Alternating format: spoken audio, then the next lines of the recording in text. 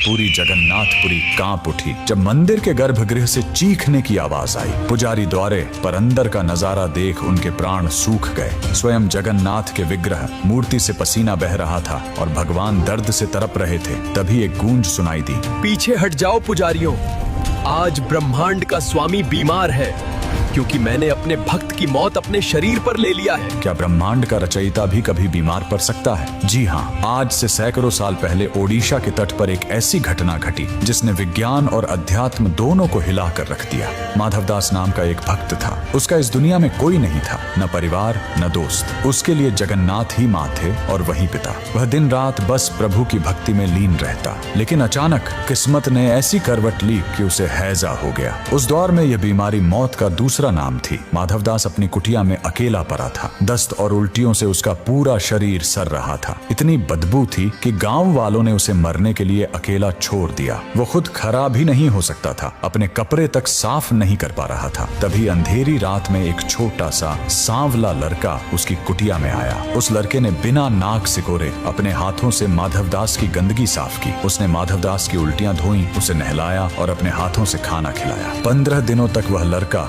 उस बीमार भक्त की सेवा करता रहा। एक दिन माधवदास को होश आया। उसने उस लड़के का हाथ पकड़ा और रोते हुए पूछा, बेटा तुम कौन हो? पूरी दुनिया ने मुझे छोड़ दिया, फिर तुम मेरी गंदगी क्यों साफ कर रहे हो? उस सांवले लड़के ने मुस्कुराकर कहा, अगर मैं नहीं आता तो मेरी सेवा अधूरी रह जाती। जैसे ही माधवदास ने गौर से देखा, उसके होश उड़ गए। वो कोई साधारण लड़का नहीं बल्कि स्वयं जगन्नाथ थे। उनके शरीर से वही खुशबू आ रही थी जो मंदिर के गर्भगृह से आती है। माधवदास प्रभु के चरणों में गिर पड़ा और बोला, प्रभु आप तो भगवान हैं। आप बस एक इशारे से मेरी बीमारी ठीक कर सकते थे, फिर आपने ये गंदा काम क्यों किया?